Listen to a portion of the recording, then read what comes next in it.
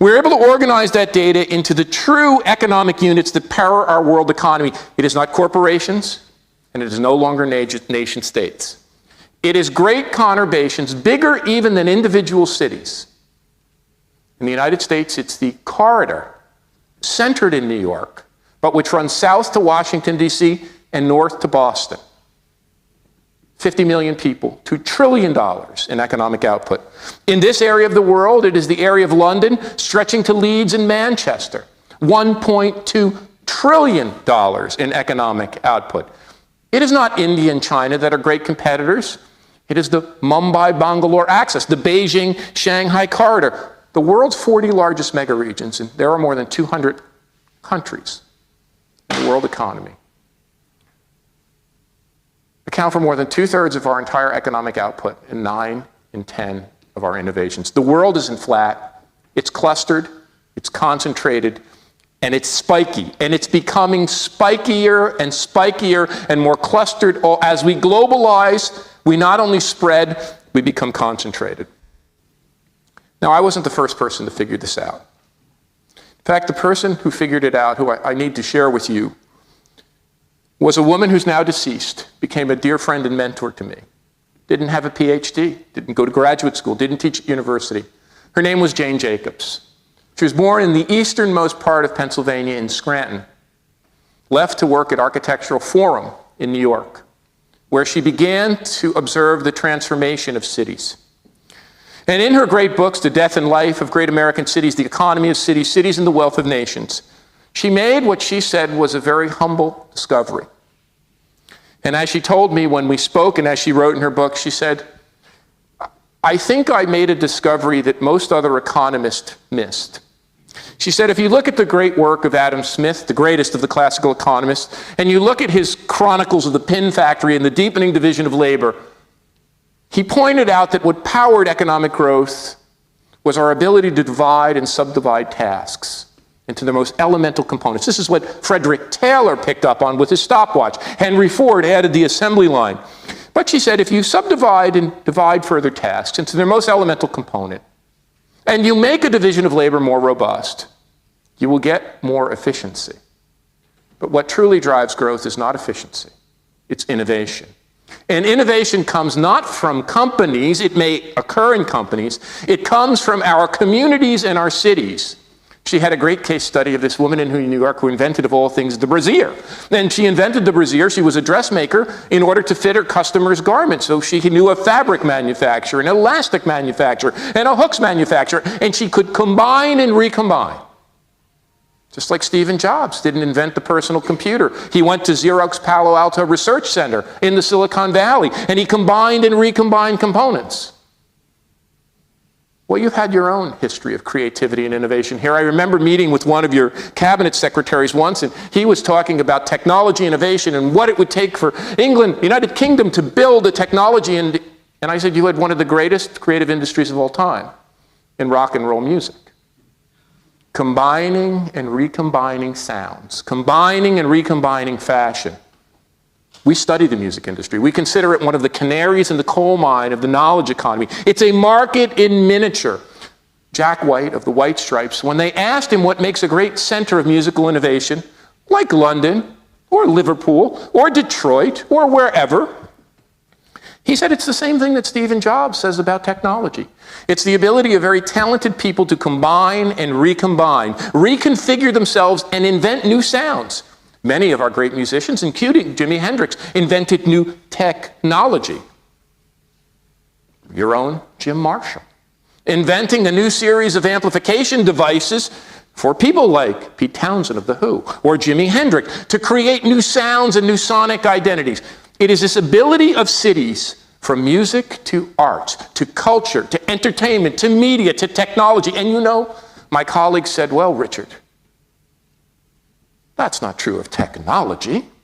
Technology occurs in suburban office parks. Technology does not nestle in great cities. They had a word for it. The Nerdistan, where the nerdy engineer goes. The Nerdistan, where technology would happen. Well, what's happened in the past decade? Look at the rise of East London and Tech City. Who could have ever imagined. Look at what's happening in Berlin after the wall came down and the artists moved in, and now Twitter, the social media company, has chosen it for its European headquarters. I looked at the statistics today for you. The Silicon Valley, the birthplace of high technology industry, the mecca for science and engineering. Oh yes, it still has a lot of venture capital investment. It gets about $6 billion. But the inner city of San Francisco, for the first time, gets more, $8.5 billion. Manhattan has become the third largest center of venture capital financed high technology in all of America. And Washington, D.C. in the center, and Chicago. And Los Angeles, around Venice and Santa Monica, are catching up. It took a while. The automobile caused us to decentralize. The suburbs grew and provided cheap space. And it looked for a while like maybe arts and culture was in the city, but now technology is back too. Our cities are our single greatest innovation. They are truly humankind's greatest flourishing of our capacity to innovate and create. When Robert Lucas accepted his Nobel Prize in economics, he had an essay he called The Mechanics of Economic Development. He said, I will be devoting this essay to Jane Jacobs, who showed us what is really the mechanism of economic growth. The real mechanism of economic growth is as people come together in cities, we combine our creative talents, we leverage each other's skill, and we build more and more wealth. Which leads me to my concluding remark in our challenge. I read in your own paper today, the Financial Times, about the property boom in London. In Miami, they said in the Financial Times today, property values since 1995, including the crash, have risen 64%. In Manhattan, the Financial Times reported today, property values, including the crash and the bubble bursting, have increased double. In London, depending on the metric you use, whether you're counting in pounds or dollars, it's between 3 and 4 times. And they said, of course, that London, like New York, was becoming a city where some Britons lived and many people from the world economy lived. It was becoming a global city. I built maps of this, of many of the great global cities in the world. As creativity has become the motor force of production, the creative class has prospered. Do you know in the United States, for the members of the creative class, the great good fortune, the researchers, the technologists, the artists, the musicians, the journalists, the educators, the rate of unemployment has never crossed 5% in the Great Crisis, while the workers and blue-collar workers, their unemployment rate, 10, 15, 20. The mayor of Detroit said in Detroit, the unemployment rate was over 50%.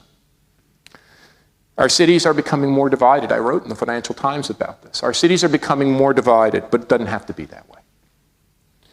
You see, every great crisis and period of transformation, we appear to be divided. It happened in the Depression. Oh, and then there was organizing, and there was rioting, and there were revolutionary movements, and it happened in the 1880s, the rise of socialism and communism.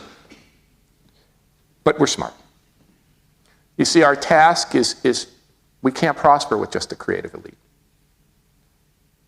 We need to dig down deep. We need to recognize that every single human being is creative. And that's what I call the new social compact. We need a new social compact. We need a new social contract. And the social contract can't be limited to the old social compact of the industrial era, where he provided housing and public supports and public goods, made sure people weren't destitutely poor. Of course, that was a big step forward, pioneered in Europe. The United States came to that late with Franklin Roosevelt. We need a new social compact that recognizes the creativity that lies deep within everyone, that harnesses that creativity, that invests in that creativity, that makes sure it's just a terrible waste. Every wasted element of human creativity is a terrible waste, and one that is centered in our cities. Our new economic rebuilding plan can no longer be a top-down national effort. It can no longer be a corporate-led effort. We talked at Ambrosetti about this. If we want an economic strategy, if we want an industrial rebuilding strategy, if we want an economic and technological strategy of the future, it has to be rooted in building and rebuilding our cities. I thank you for your patience in listening to me.